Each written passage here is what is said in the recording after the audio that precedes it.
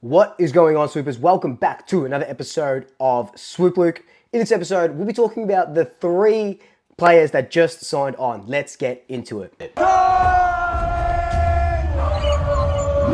Before we get into it, this video could not be made possible without Swish. Mother's Day is coming up really soon. You've got birthdays, you've got engagements, you've got marriages, you've got just, give your friends a little bit of a surprise. A hello message from Nick Dacos, from Josh Dacos, from Scott Pernovery, from Jack Cruz, from your favorite Collingwood stars. Doesn't even have to be Collingwood stars, can be sports heroes. It's all possible with Swish. You get 10% off if you use the link down below or use my code SWOOPLUKE. Swish, thank you so much for supporting this channel. Now, some absolutely amazing news has come out of the club in the last 20 or so minutes. Three players have re-signed for 2-year contract extensions. We knew the first one was going to be Reef, and then we got a surprise with a TJ 2 years and with a Ned Long 2 years. Now, for 2025, at the end of the season, we had 21 players unsigned by season's end. 3 signing right now leaves us with 18 players unsigned. We'll talk about that a little bit later in another video where we see who's going to get a contract or whatnot. But let's talk about these 3 incredible players now. Now, they all signed 2-year contract extensions, which takes them to 2027. So at the moment, on the 2027 contract list is McStay, DeGoey, McCreary, Lockie Schultz, Lipinski, Harrison, and Di Mattia, if you remember, signed a little bit later on in the year last season. So it's future stars in 2027. DeGoey, McStay, they're all hitting their straps. Lockie Schultz, McCreary, and Lipinski. And then you got those future stars coming through. They told us we haven't got depth. We've got depth coming out of our wazoo. Let me tell you that right now. The first player I want to talk about is Reef. Now, I know what we talked about him a number of times, and this is not who's going to replace Reef. This is what I want this sort of bit to be, is just this club. Sometimes the Pies, they do a lot right, okay? They do a lot right. Sometimes they do a lot wrong, okay? That's, they're not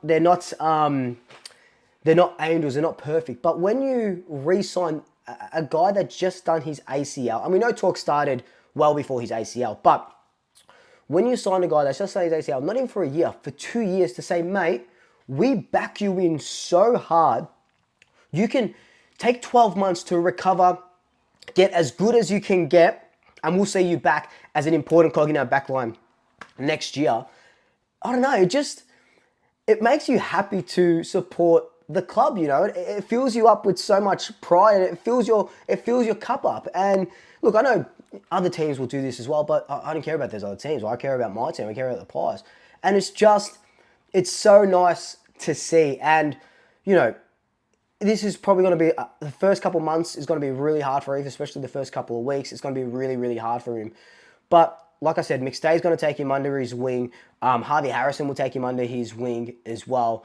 And it's just really, really good to see it. And I'm just so happy that the club did this, to give him 2 years and said, yeah, we've seen enough. You are the future, brother.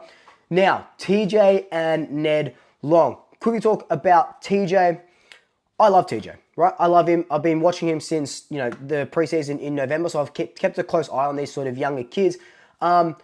TJ goes about it in a way kind of like his brother. With TJ, he is just shy of 190 centimeters, so he's not going to be that Reef replacement or that sort of Jeremy Howe replacement, I would say. More of a dashing halfback defender, but we know, we've said it, they're a dime a dozen at the moment. What I like about TJ, though, is he's quick, can take a really good overhead mark. What kind of lets him down is his disposal, but I know for a fact that he is getting that worked on with a private coach, and that just says a lot about his character as well. He's not just waiting to go to training and work on it there. He's doing it in his own time, with his own money, a private coach for kicking and disposal and stuff like that. So I love that. But I also love that we've recommitted 2 years and extended that contract for 2 years, because there is going to be opportunities in the next few years for this, for a new halfback flanker or a new defender in that backline. And TJ could definitely be that guy, along with Joel Cochran. So I love that we've done this. And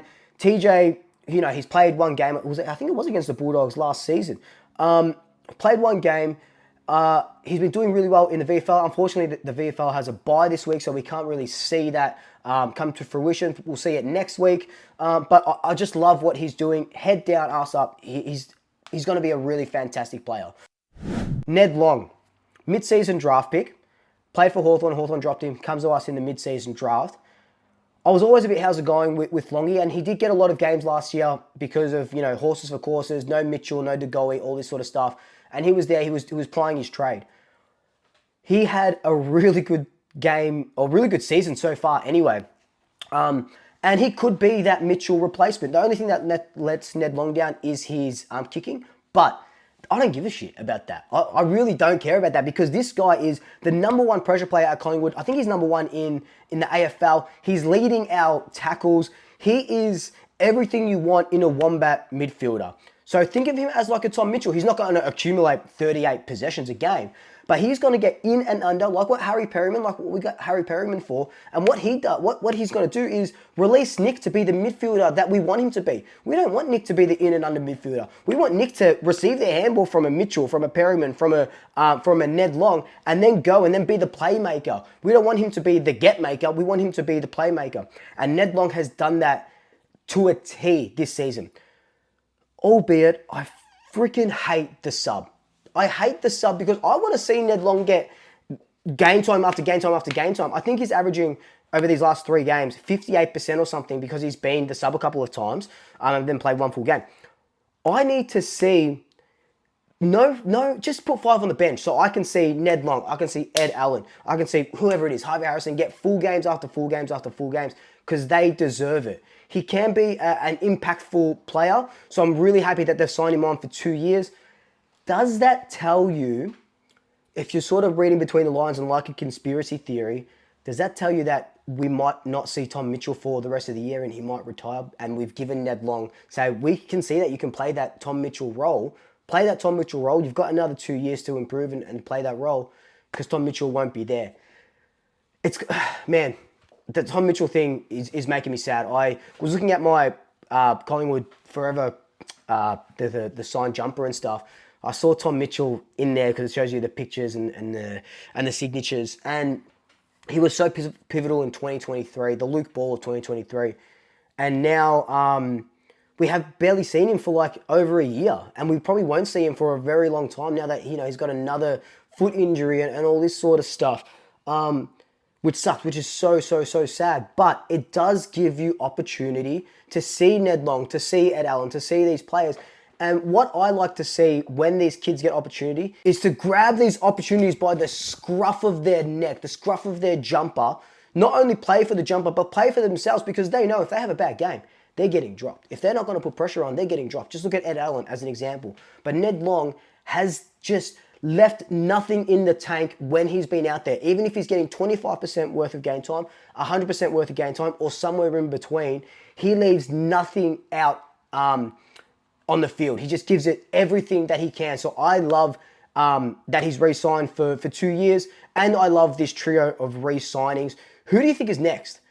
I reckon Braden Maynard will stay, and I'm not going to really talk about it anymore. We've talked about it enough. I'm not going to make 12,000 fucking videos on it. I think he will stay, and I think they're going to do a big sort of production for a Braden Maynard re-signing. But let me know your thoughts down below. There's still 18 players that need to re-sign. Let me know your thoughts down below. Who stays, who goes. But until then, like, comment, subscribe, tell your family, tell your friends, tell your pets. And until next time, double shackers. I'll swoop you later.